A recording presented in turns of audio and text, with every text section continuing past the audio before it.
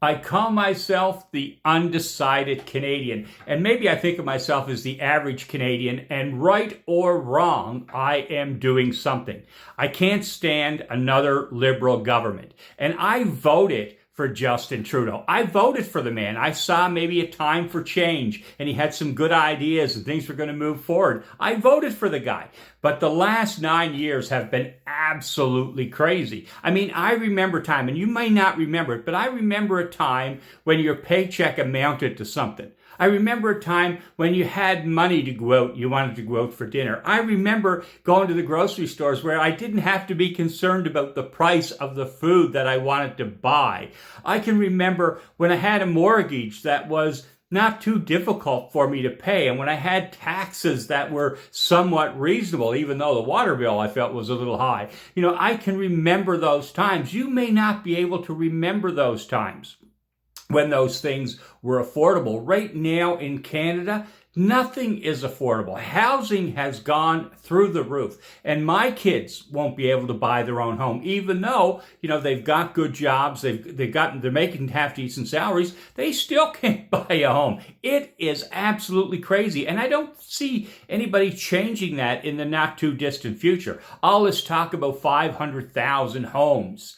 I just don't buy it. We're hardly making 200,000 homes, never mind 500,000, doubling the amount. So that to me just seems like political talk, and there's a lot of political talk. So they get to say what they want, I get to say what I want. And basically all I'm saying is it's not about Carney, it's not about Poilievre. It's about 10 years of liberal policy that has damaged this country in a way that is going to take us a long time to recover from. So we need change right now. We need to go about something differently. And Carney will tell you that he had played no part in this. And to me, I don't know, it's a lot of bovine scatology. A lot of bovine scatology. I could clear that up for you, but it's still going to be ugly. It's a lot of bovine scatology. I think Carney will say anything to get the job. And I get it, it's politics. And I know Poilievre is saying things as well. But here's the thing, Poilievre's new, he's fresh, at least he's new in terms of running the country. And we need somebody that's going to do things a little bit differently than what has been done in the past. And Carney is the same thing. People are right. It's Justin Trudeau 2.0. And I'm not trying to beat Trudeau up. I'm just saying that, when Trudeau came into power, I was expecting a change. And we did get a change for a short period of time. Then things started to go a little awry. And I think, he probably had this vision of Canada in a certain way. And I don't think that's necessarily a bad thing. I don't think his heart was in the wrong place. I think he's made some mistakes along the way. And they weren't necessarily always his mistakes. I think some of these ideas were given to him. He had no choice and he pushed forward. Now, I'm not trying to defend Trudeau. I'm just trying to say that the last 9 years in Canada have been extremely difficult. When you take a look at housing, just housing alone, there was a time in this country when you could own a home. It didn't bankrupt you. It didn't cost every nickel that you had. You weren't house poor. You could own a home in this country. You could pay your taxes in this country. You could go out to buy a meal at a restaurant. You weren't overly concerned about the prices you were paying in the grocery store. All that's gone.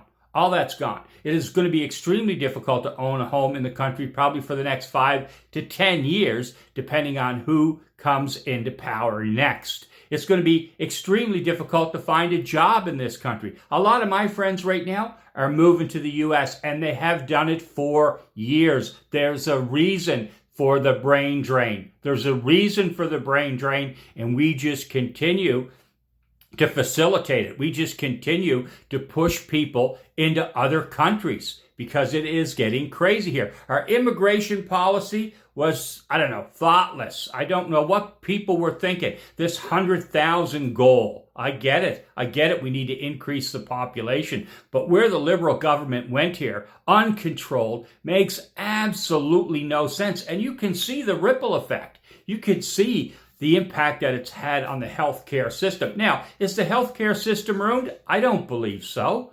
I don't think it's in the mess that is the crisis that we describe it as. Yes, it's got problems and it's going to continue to have problems, and we have to continue to work on this idea, this universal health care model, but it's not in crisis. And so many of the politicians make it sound like it's in crisis. And that's really disappointing. And what I find about, in particular, Carney in the last little while, it seems to me he's created a lot of division. And Justin did too, to some extent, based on the policies and the way that he did things. He created a lot of division within Canada. Now, people will say we're unified because we're booing at the hockey games. I don't know whose brilliant idea that was, but that's a lot of bovine scatology too. You don't boo somebody else's national anthem. That's not what Canadians do. I would never do that. Now, I know some people get excited out there, and I understand that as well. And you might see it as being patriotic, but you kind of get the idea where I'm going here. So my posts, some of them are going to be serious and some of them are going to be downright silly, because some of the stuff that we're talking about right now is downright silly.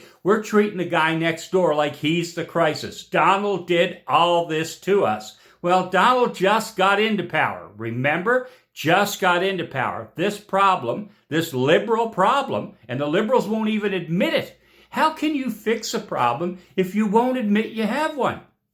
It can't be done. First and foremost, you have to admit that you have a problem. So when you start putting all this together, really in my mind right now, as Canadians, we only have one choice. It's not like we have a choice. We only have one choice. It's either continue on the same road we've been on, or jump on another road. We've come to a fork in the road. And we really only have one choice. If we keep going down this road we're on now, I just can't see how it ends in a positive way. And I'm not looking towards the end, but to me, it just seems like a rougher road we're going down. I think we need to give the PCs a chance. We need to give them the opportunity. The pendulum has swung too far in one direction, and we need to come back to some kind of balance. I mean, our GDP has tanked, and it's been that way for the last 9 years. Our gross domestic product is down and declining. We're the lowest in the G7. Now, don't trust me. Go do your own research.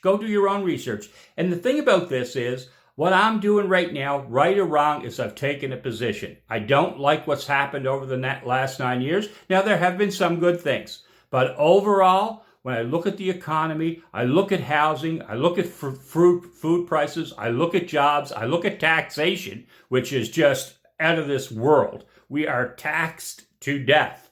Taxed to death. That's the truth. And where that money goes, carbon tax was a great example of it. It was going to change the whole environment. And we're like one of the only countries in the world that's paying this amount of money into carbon tax. It's coming back to you. You're going to get tax credits. Businesses are going to change tax credits. Well, I can tell you right now, I'm in business and nobody wants to be trading anything else. We got enough stuff to deal with right now. We don't need another convoluted system to try to help business deal with carbon. Let's figure this out before we jump into taxation. Grabbing the money is not the only solution to the carbon problem. So the reason I did this, the reason you're seeing those posts out there, is because I need to do something. And I just hope that we don't have another 10 years of liberal government that keeps pushing this country in the wrong direction. And screaming at the Americans and blaming the Americans is not the solution. Yes, Trump's doing things we don't like. Yes, there's a tariff war going on. It's not just us, it's the world. It's the entire world that's been created south of the border. Crisis Carney turns it into just that. And you win with a crisis. It's a business tactic. If there's a crisis, it's an opportunity. You heard Warren Buffett. Let's get the money ready. We're going to be buying. It's crisis time. So I don't know. Myself personally, I liked Carney initially. Now I just don't seem to trust him. I don't think he's been honest. I don't think he's been honest with the country. And I don't think he's going to represent us well if he gets into the position. So I'm doing what I can to say, let's move away from the Liberals and let's give the PCs a chance to get back to where we were. Not to make Canada great again, but to make it at least better than it is right now.